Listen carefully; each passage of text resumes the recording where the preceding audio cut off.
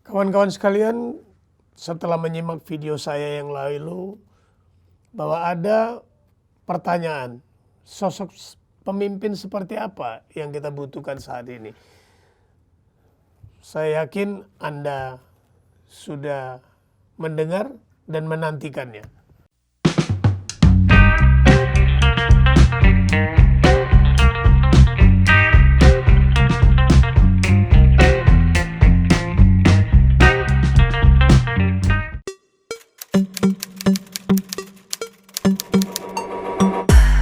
Saya rasa wajar sebagai warga negara yang punya keinginan itu, karena negara kita sebuah negara demokrasi yang mengizinkan setiap orang dipilih dan memilih. Tapi perlu kita tahu bahwa hari ini banyak capres-capres yang merasa bisa, bahkan orang-orang muda merasa tampil mampu membawa negara ini ke arah yang lebih banyak. Tapi negeri ini, negeri yang besar ini tidak cukup memiliki capres yang merasa bisa. Tapi kita butuh seorang pemimpin yang bisa merasa. Kita tahu hari ini yang memiliki karakter itu yang sedang memimpin bangsa ini Pak Jokowi. Yang kita tahu awalnya biasa-biasa saja. Tapi karena beliau memiliki kekuatan naluri, merasa bisa, maka beliau menangkap perasaan masyarakat dan selalu turun ke bawah. Hal ini membuat rakyat tergila-gila kepada beliau. Histeris kalau ketemu beliau. Ini yang membuat kita mengharapkan pemimpin berikutnya bisa seperti beliau. Kita lihat kejadian bencana di Cianjur.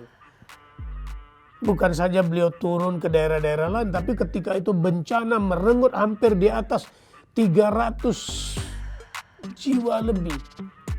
Beliau turun berkali-kali. Lihat langsung apakah bantuan yang diberikan diterima. Persiapan, keperluan, kebutuhan, dan langsung berbicara kepada mereka. Nah, hal-hal ini biasanya tidak bisa dilakukan oleh orang yang biasa-biasa aja, orang yang merasa bisa. Tapi ini harus dilakukan oleh orang yang bisa merasa. Karena hal-hal ini juga terlalu merakyat itu. Ini kalau ada orang berpikiran negatif, yang saya berikan nama kepada orang-orang yang selalu negatif adalah aktor sang pembenci. Hal-hal ini kelihatan biasa dan menghabiskan waktu. Tapi bagi seorang yang merasa bisa dan bisa merasa, ini dapat terbuktikan bahwa apa yang beliau berikan kepada rakyat sampai kepada tujuannya.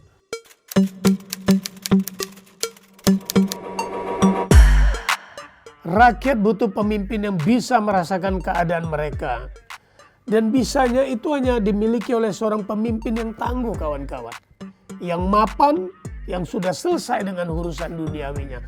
Dengan begitu 100% pemimpin itu hanya konsen kepada pengabdian terhadap bangsa ini. Tidak perlu lagi mikirin kumpulin harta untuk persiapan masa depannya, anak cucunya, atau konsen terhadap pemilu berikutnya. Kalau bisa bahkan tidak butuh rumah dari negara di masa pensiunnya, karena beliau sudah punya rumah-rumah yang lebih bagus dari apa yang mungkin nanti diberikan oleh negara. Ini harus menjadi konsentrasi kita. Dan saat ini pemimpin yang tidak mengejar harta, takhta, dan konsen terhadap kematangan generasi muda di dalam melanjutkan perjuangan demi kemaslahatan bangsa, hanya ada satu orang, yaitu Haji Prabowo Subianto.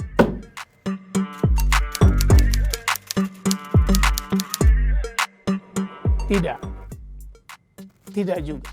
Tapi bangsa ini butuh orang yang ikhlas. Gus Dur pernah mengatakan hal itu. Ikhlas secara lahir batin membawa negaranya untuk disegani oleh negara-negara lain. Ikhlas mensejahterakan rakyatnya tanpa pamrih. bangga melahirkan generasi-generasi yang berpendidikan tinggi. Kita lupa bahwa kadang-kadang orang berbicara kenapa seorang Menteri Pertahanan memikirkan pertanian, memikirkan kesehatan. Itulah pemimpin. Walaupun beliau membidangi itu, tapi beliau konsen bagaimana kita kuat dalam pangan, kita kuat dalam energi, kita kuat dalam keamanan yang tangguh. Seorang pemimpin tidak akan membuat rakyatnya menjadi pasif, yang hanya menunggu pemberian-pemberian sembako dan lain-lain. Tapi seorang pemimpin yang cerdas, yang bijak, akan membuat masyarakatnya bangkit energetik, produktif untuk hidup dengan mandiri di atas kaki sendiri, bukan menjadi generasi yang menunggu gratisan, bukan menunggu gratisan di segala bidang. Pemimpin yang mampu mengelola SDA, sumber daya alam kita, yang tidur menjadi aktif, menjadikan rakyat sejahtera dari sumber daya alam itu.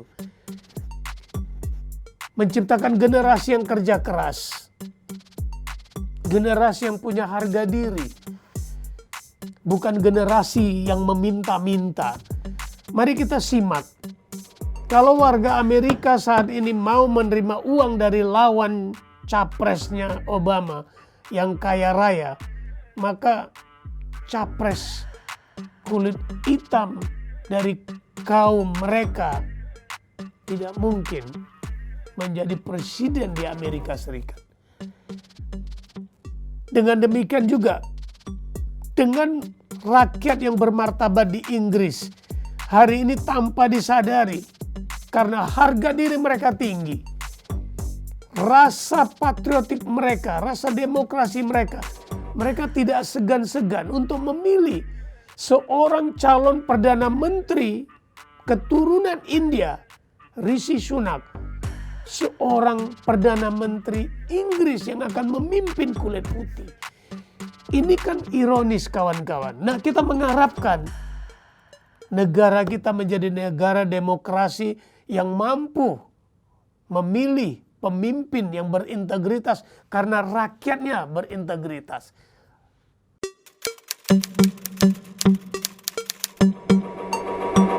Kapan rakyat Indonesia menjadi warga negara yang bermartabat, yang merasa berdosa dan merasa menjual masa depan anak dan saudaranya ketika menerima uang dari oknum-oknum yang ingin menjadi pemimpin negeri ini,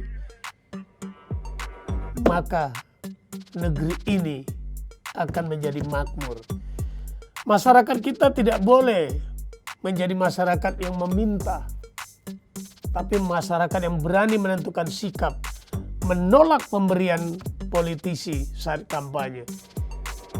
Di sini ironis, kawan-kawan. Sebenarnya ketika politisi datang, belum apa-apa rakyat yang sudah meminta. Rakyat yang sudah menodong dengan istilah NPWP, nomor piro, wani piro. Sehingga di sini dilema, siapa yang memulai hal ini terjadi. Oleh sebab itu maka harapan kami jangan ada rakyat yang memilih pemimpin karena janji-janjinya.